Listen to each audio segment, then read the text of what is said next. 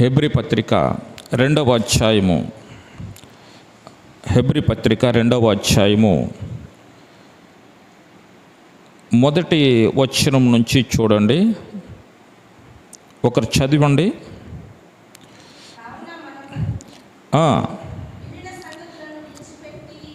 వినిన సంగతులను విడిచిపెట్టి కొట్టుకొని పోకుండునట్లు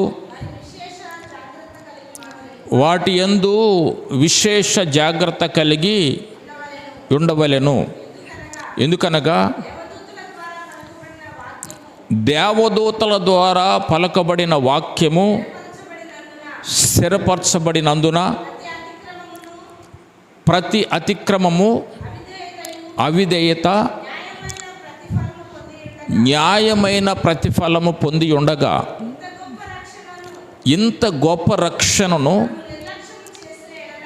మనము నిర్లక్ష్యము చేసిన ఎడల ఎలాగూ తప్పించుకొందుము?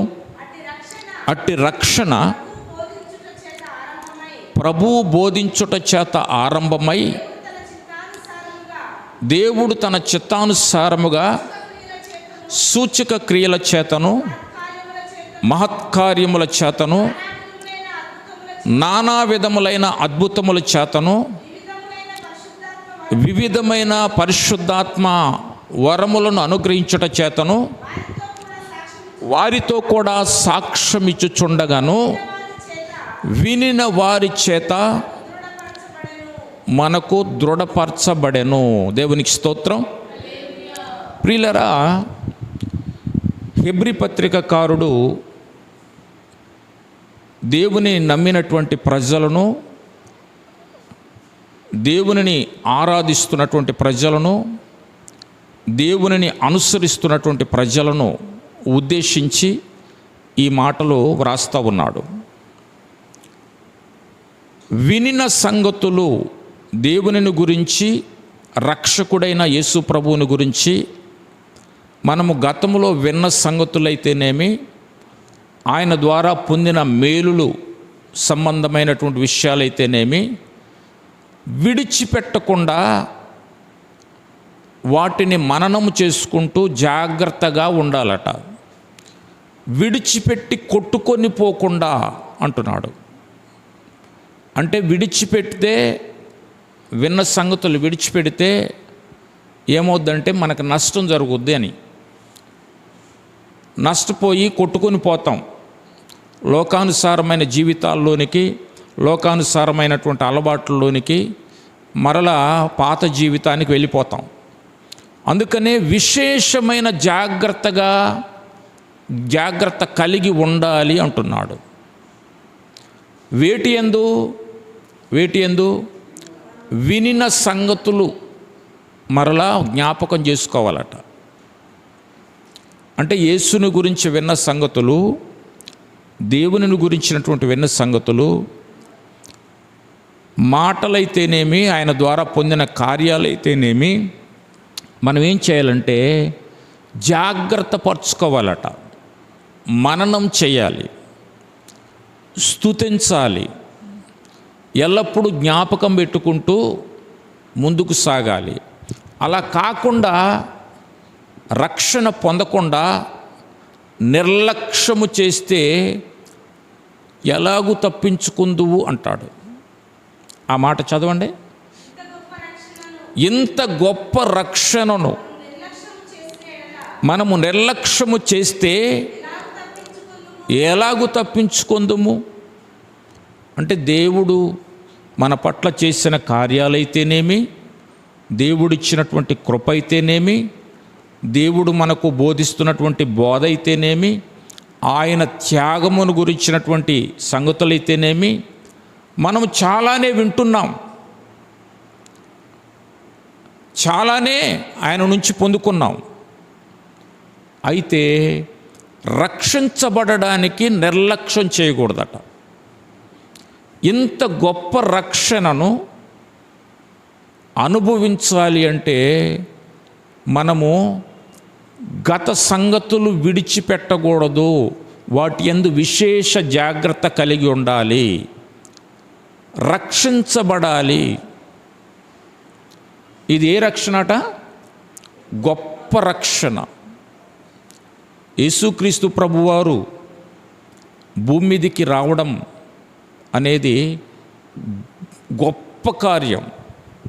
యేసుక్రీస్తు ప్రభువారు భూలోకములో జన్మించి ఆయన మరణించి తిరిగి లేవడం అనేది చరిత్రలో ఎక్కడా జరగనటువంటి సంగతి. ఒకే ఒకసారి జరిగింది.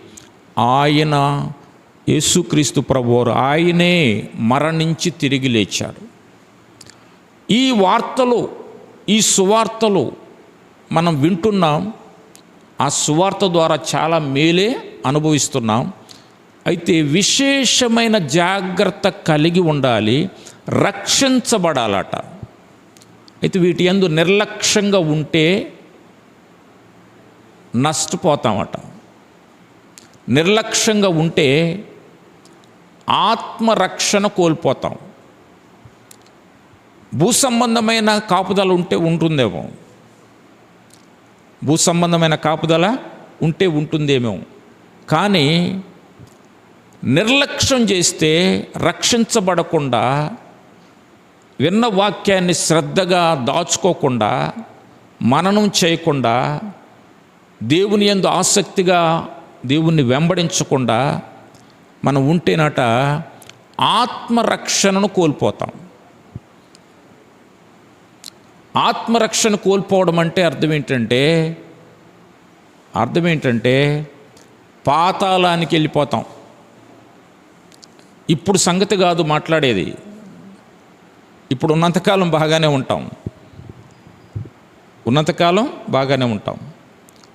అయితే ఇప్పుడు కాదులే రక్షణ పొందడం, ఇప్పుడు ఎందుకులే, నాకెందుకులే, ఇది అవ్వని, అది అవ్వని, ఇలా జరగని, అలా జరగని అని ఇలాంటి తలంపులతో మనం జీవిస్తూ ఉంటాం. ఏవేవో మన తలంపులు మనకుంటాయి. కానీ అలా నిర్లక్ష్యంగా ఉండడం వలనట ఎలాగూ తప్పించుకుంటావు? ఇంత గొప్ప రక్షణను నిర్లక్ష్యం చేస్తే ఎలాగూ తప్పించుకుంటావు? ఆ రక్షణ ఎప్పుడు ప్రారంభమైందట? ఆత్మరక్షణ ఎలా ప్రారంభమైందట? ప్రభు బోధించుట చేత ఆరంభమై దేవుడు తన చిత్తానుసారముగా సూచక్రియల చేతను మహత్కార్యముల చేతను నానా విధమైన అద్భుతముల చేతను వివిధమైన వరముల చేత అనుగ్రహించుట చేత వారితో కూడా సాక్ష్యమిచ్చుచున్నాడు అంటున్నాడు. దేవునికి స్తోత్రం. ఈ ఆత్మరక్షణ అనేది ఉచితంగా ఎప్పుడు ప్రారంభించబడింది అంటే యేసుక్రీస్తు ప్రభు బోధించడంతో ప్రారంభమైందట. యేసుక్రీస్తు ప్రభు బోధతో ప్రారంభమైన ఈ రక్షించబడడం, ఈ బాప్తిసం పొందడం, ఈ నరకాన్ని, పాతాళాన్ని తప్పించుకోవడము ఎప్పుడు ప్రారంభమైందంటే యేసుక్రీస్తు ప్రభు వారు శిలువ మరణ పునరుత్థానాలు యేసుక్రీస్తు ప్రభు బోధ ద్వారా ప్రారంభమైంది. అందులో భాగంగానే దేవుడు అద్భుతాలు చేశాడు, ఆశ్చర్య కార్యాలు చేశాడు, మహత్కార్యాలు చేశాడు, ఘనమైన కార్యాలు చాలానే భూమి మీద ఆ దినాల్లో జరిగించాడు. ఈ దినాల్లో కూడా మనకు కూడా జరిగిస్తూనే ఉన్నాడు. దేవునికి స్తోత్రం. నిర్లక్ష్యంగా ఉన్నవారిలో కూడా జరిగిస్తున్నాడు. ఆనాడు ఇశ్రాయేలు జనాంగము దేవుణ్ణి వెంబడిస్తూ మధ్యలో దేవుణ్ణి విసిగించారు, కొంత నిర్లక్ష్య పెట్టారు. కేవలం భూ సంబంధమైన వాటి కొరకే ఆరాటపడ్డారు, భూ సంబంధమైనవి కావాలని మాత్రమే కోరుకున్నారు. అయితే డెస్టినేషన్కి వెళ్ళాలి అనేటువంటి ఆరాటం వారిలో లేదు. అయినా భూ సంబంధంగా వారు కాపాడబడ్డారు. కానీ పరసంబంధంగా చూస్తే ఆయన విశ్రాంతిలో ప్రవేశించలేదు అని లేఖనం చెబుతుంది. ఆయన విశ్రాంతిలో ప్రవేశించలేదు అంటే చాలామంది పాతాళానికి వెళ్ళారు. ఎక్కువ భాగం మంది దేవుని మాట వినకుండా, వాక్యాన్ని విన్నదాన్ని దాచిపెట్టుకోకుండా, ఆయన నడిపింపులో నడవకుండా ఏమయ్యారట? విశ్రాంతిలో ప్రవేశించలేదు, దేవుని దగ్గరకు వెళ్ళలేదు అని దేవుని వాక్యం చాలా స్పష్టంగా చెబుతూ ఉంది. అందుకని ఇంత గొప్ప రక్షణను నిర్లక్ష్యం చేయకూడదట. నిర్లక్ష్యం చేయకూడదు. నిర్లక్ష్యము చేస్తే తప్పించుకోలేము.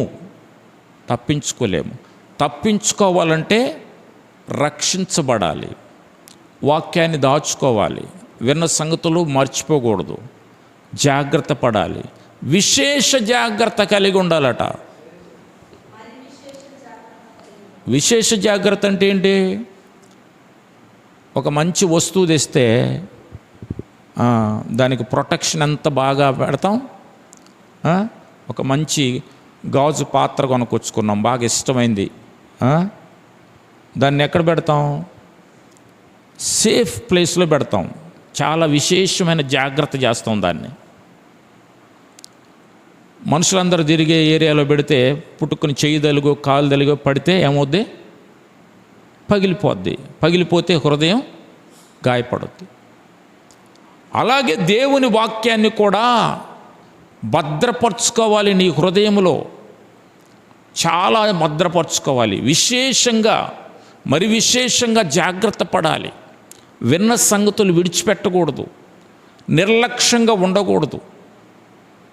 నిర్లక్ష్యంగా ఉంటే ఆత్మ సంబంధమైనటువంటి ఆశీర్వాదమైన పరలోక రాజ్యాన్ని కోల్పోతాము అంటున్నాడు. దేవునికి స్తోత్రం. కాబట్టి నిర్లక్ష్యం వద్దు అంటున్నాడు. నిర్లక్ష్యము వద్దు అంటున్నాడు. చూడండి, ఒక వ్యక్తిని నేను మీకు చూపిస్తాను. అపోస్తుల కార్యముల గ్రంథము 16వ అధ్యాయము 30వ వాక్యం. అయ్యలారా, రక్షణ పొందుటకు నేనేమి చేయవలెను?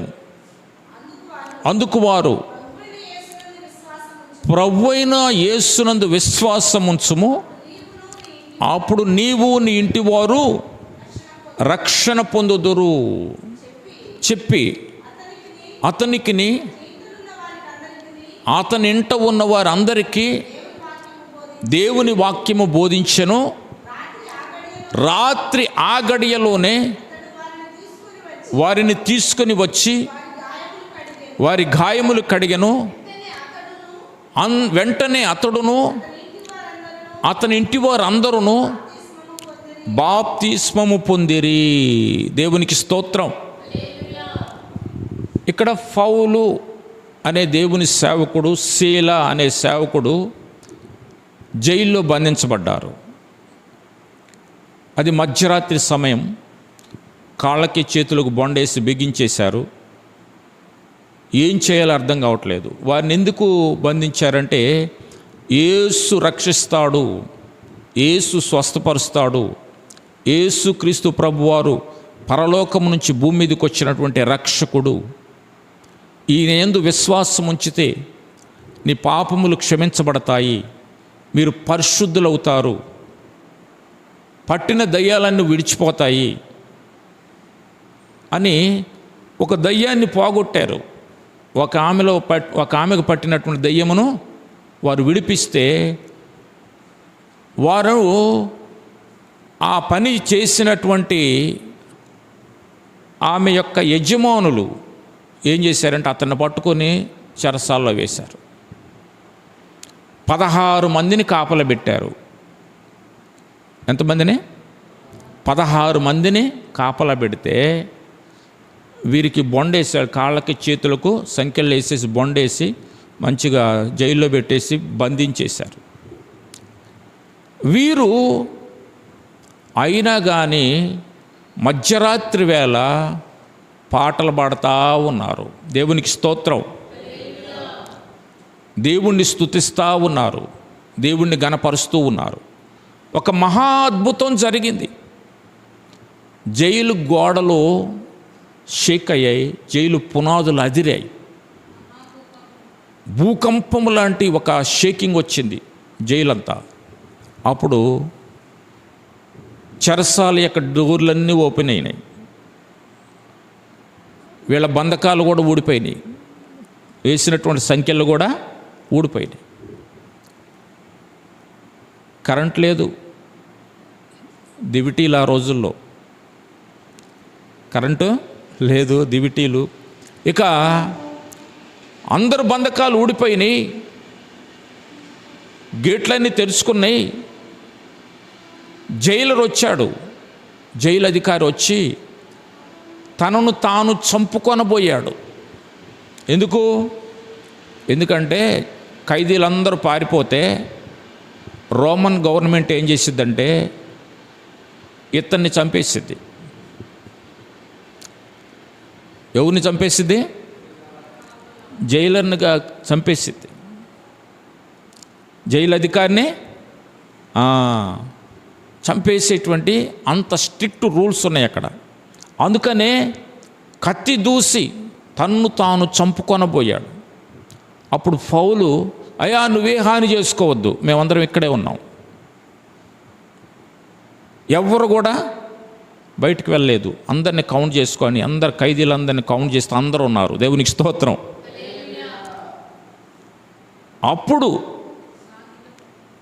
అప్పుడు ఆ జైలు అధికారి పౌలు ఎదుట సాగిలపడి పలుకుతున్న మాటలు, ఈ మాటలు ఇప్పుడు మనం చదివిన మాటలు. దేవునికి స్తోత్రం. ఏమని పలికాడు? మళ్ళీ ఒకసారి చదవండి. అయ్యలారా, రక్షణ పొందుటకు నేనేమి చెయ్యవలెను? నిర్లక్ష్యం చేయట్లా రక్షణను. ఎందుకని నిర్లక్ష్యం చేయట్లేదు చెప్పనా? అందరు ఖైదీలందరూ పారిపోయి ఉంటే ఏం చేసుకునేవాడు? నేను బ్రతికున్నా కానీ రోమన్ చక్రవర్తి నన్ను ఏం చేస్తాడు? చంపేస్తాడు. కాబట్టి నాకు నేనే చచ్చిపోతే బాగుండు, చచ్చిపోతాను అనే ఫీలింగ్లో ఉన్నాడు కదా. మీరందరూ ఇక్కడే ఉండి ఇంత భూకంపం కలిగినా, బంధకాలన్నీ విడిపోయినా కానీ, గేట్లన్నీ తెరుచుకున్నా కానీ మీరు ఎక్కడే ఉన్నారు. ఇది దేవుని శక్తి, దేవుని ప్రభావము, దేవుని అద్భుతమైన కార్యం జరిగింది. నా కనులారా నేను చూశాను. కాబట్టి నేను రక్షణ పొందాలి. రక్షణ అంటే భౌతిక సంబంధమైన కాపుదల కాదండి. రక్షణ అంటే చాలామంది అనుకున్నట్టుగా భౌతిక సంబంధమైన కాపుదల కాదు. భౌతిక సంబంధమైన కాపుదల అయితే ఎవరో ఒక పొలిటికల్ లీడర్కి చుట్టూ అటు ఇటు ఎవరుంటారు? గన్మ్యాన్లు ఉంటారు. భౌతిక సంబంధమైన కాపుదల అనేది రక్షణ కాదు. ఈయన అడుగుతున్న రక్షణ ఏంటంటే, నేను దేవుని రాజ్యంలో ఉండడానికి ఏం చెయ్యాలి?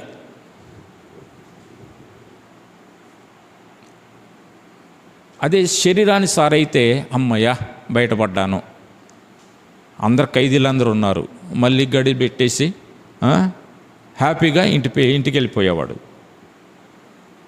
అందుకనే ఇంతకుముందే నేను చదివించాను ఏంటంటే, దేవుడు మన జీవితాల్లో అద్భుతాలు చేశాడు, ఆశ్చర్యకార్యాలు చేశాడు, చాలా ఘనకార్యాలు మన జీవితాల్లో జరిగించాడు. అవన్నిటిని మనం జ్ఞాపకము చేసుకుంటే రక్షణను నిర్లక్ష్యం చెయ్యం. ఇప్పుడు నేను నిర్లక్ష్యం చేయట్లా. ఇమీడియట్గా కార్యం కనబడగానే, ఖైదీలందరూ ఉండగానే ఏమంటున్నాడంటే, అయ్యలారా, రక్షణ పొందాలంటే నేనేం చేయాలి అని అడుగుతున్నాడు. అప్పుడు వాళ్ళు ఏమన్నారు? పౌలు ఏమన్నాడు? చదవండి. ప్రభువైన యేసునందు విశ్వాసం ఉంచుము, అప్పుడు నీవును నీ ఇంటి వారును రక్షణ పొందుదురు. ఆ మాట విన్నాడు. ఇక విని వారి ఇంటికి తీసుకెళ్ళి వారి గాయాలు కడిగి, వారి గాయాలు ఎక్కడైనంటే బాగా కొట్టారు. ఎవరు కొట్టింది? ఎవరు? చాలామంది అక్కడ యేసుప్రభు సువార్తను ప్రకటిస్తుంటే ఒక ఆమెలో ఉన్న దయ్యాన్ని పోగొట్టినందుకు ఆ దయ్యాన్ని మెయింటైన్ చేస్తున్నటువంటి యజమాని అందరూ బడి వాళ్ళని కుట్టారనమాట. వాళ్ళ గాయాలైనవి. వారి గాయాలను ఈ జైలర్ కడిగి శుద్ధి చేసి, ఇప్పుడు నన్ను ఏం చేయమంటారయ్యా అంటే, నువ్వు యేసునందు విశ్వాసం ఉంచు, నీ ఇంటివారు నీవు అందరూ రక్షించబడతారని చెప్పి ఆ రాత్రి ఆ గడియలోనే అతడును అతని ఇంటివారు అందరూ బాప్తిస్మము పొందిరి. దేవునికి స్తోత్రం. అందుకని నిర్లక్ష్యము అనేది చేయకూడదు.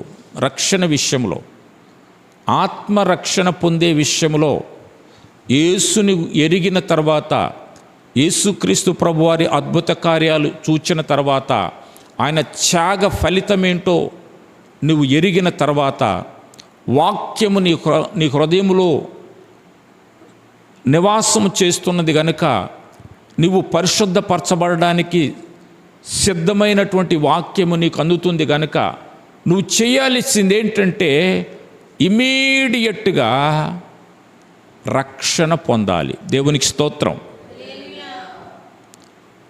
వాళ్ళు అడుగుతున్నారు, యాక్చువల్గా జైలర్కి డబ్బులు వస్తాయి, మంచిగా శాలరీ వస్తుంది, అమ్మ గండం గట్టెక్కిందిలే, పౌలు వలనో శీల వలనో ఎవరి వలనో వల్ల గండం గట్టెక్కింది, ఇక నేను మంచిగా ఉంటానులే అని అనుకోకుండా ఆత్మరక్షణను గురించి ఆలోచింపజేస్తూ ఉంది దేవుని అద్భుతం. దేవునికి స్తోత్రం. ఆత్మరక్షణ పొందడానికి త్వరపడ్డాడు. మొదట చదివించిన దానిలోనేమో నిర్లక్ష్యం చేయొద్దు, ఇంత గొప్ప రక్షణను నిర్లక్ష్యం చేయొద్దు అన్నాడు. ఈయన కూడా నిర్లక్ష్యం చేయట్లేదు, ఇమీడియట్గా రక్షణ పొందుతూ ఉన్నాడు. దేవునికి స్తోత్రం. ఇంటిలో ఆయన మాత్రమే కాదు, ఇంటిలో ఉన్నవారందరూ ఆ గడియలోనే, వెంటనే ఆ గడియలోనే యేసుని గురించి విన్న వెంటనే, యేసయ్య చేసిన అద్భుతాలు చూసిన వెంటనే, ఘనకార్యాన్ని చూసిన వెంటనే బాప్తిస్మం పొందారు. దేవునికి స్తోత్రం. కాబట్టి నీ జీవితంలో దేవుడు చేసిన ఘనకార్యాలన్నీ మననం చేసుకుంటూ, దేవుని గురించిన అర్థమైనటువంటి వాక్యాలన్నీ జ్ఞాపకం చేసుకుంటూ నీవు రక్షించబడ్డానికి ఇష్టపడితే దేవుడు నిన్ను రక్షించడానికి అనుకూల సమయాన్ని సిద్ధపరుస్తాడు. దేవుడు తన వాక్కులు దీవించుగాక. ప్రార్థన చేద్దాం. పరిశుద్ధుడా, ప్రేమ నమ్మకం గల దేవా, నీకు వందనాలు, స్తోత్రాలు. ఈ మాటలు మా హృదయాల్లో ముద్రించండి ప్రభా. ఈ 2024వ సంవత్సరం నాయన మొదటి నెల ప్రభా, ఆఖరి దినములో ప్రభా, ఆఖరి దినాల్లో ప్రభా, మాతో ఈ విధంగా నాయన రక్షించబడాలని మాట్లాడారు ప్రభా. రక్షణను నిర్లక్ష్యం చేయొద్దని మాట్లాడారు ప్రభా. రేపేమి సంభవించిద్దో మాకు తెలియదు కాబట్టి నేడు అనేటువంటి దినం ఉండగానే ప్రభా మేము రక్షించబడ్డానికి సహాయం చేయండి ప్రభా. నా దేవ, అనుకూలపరచండి నాయన. జైలర్ రక్షించబడ్డాడు నాయన. ఈ విధంగా నా తండ్రి అనేకులు ప్రభా పరిశుద్ధ బైబిల్ గ్రంథంలో నాయన అయా రక్షించబడ్డారు ప్రభా. నా తండ్రి, వారికి అనుకూల సమయం నాయన, అద్భుతాలు నాయన, మహత్కార్యాలు వారి హృదయాలు తెరిచి నాయన ప్రభు వారికి చూపించి నాయన అయా నా తండ్రికి రక్షించావు ప్రభా. నీకు వందనాలు, స్తోత్రాలు నాయన. నిర్లక్ష్యం చేస్తే నాయన మేము తప్పించుకోలేం, పాతాళాన్ని తప్పించుకోలేం, నరకాన్ని తప్పించుకోలేం ప్రభా. భూ సంబంధంగా అందరినీ కాపాడతావు ప్రభా. అందరికీ నా తండ్రి మేలు చేస్తావు ప్రభా. శారీరక నా తండ్రి కాపుదల నాయన నీ దగ్గర ఉంది కానీ ప్రభా అయా ఆత్మరక్షణ పొందకపోతే నైనా మేము నా తండ్రి బాగా నష్టపోతామని తండ్రి, యుగయుగాలు ప్రభ పాతాళంలో ఉండే నాయన ఆ వేదన ప్రభ మేము భరించాలని చాలా తేటగా నాయన మీరు మాట్లాడారు ప్రభ. నీకు వందనాలు, స్తోత్రాలు నాయన. నిర్లక్ష్య పెట్టకుండా నా తండ్రి అయా నాయన రక్షించబడే ధన్యత నాయన మా ప్రతి కుటుంబాలకు దయచేయండి, ప్రతి వ్యక్తికి ప్రభ దయచేయమని తండ్రి ప్రార్థన చేస్తున్నాం. నా తండ్రి, నీ మాటలు నాయన హృదయంలో భద్రపరుచుకొని నువ్వు చేసిన ఘనకార్యాలు తలంచుకుంటూ ప్రభా మా శేష జీవితాలు గడపడానికి సహాయం చేయండి ప్రభా. దీవించి ఆశీర్వదించి బలపరచమని, రాలేని వారికి మరొక అవకాశం దయచేయండి. చేరికూడి వచ్చిన ప్రతి ఒక్కరిని పేరున కుటుంబాలుగా దీవించండి. రక్షించబడని వారిని ప్రభా రక్షించమని యేసు నామమును బట్టి ప్రార్థించి వేడుకుంటున్నాము తండ్రి. ఆమెన్. ఆమెన్.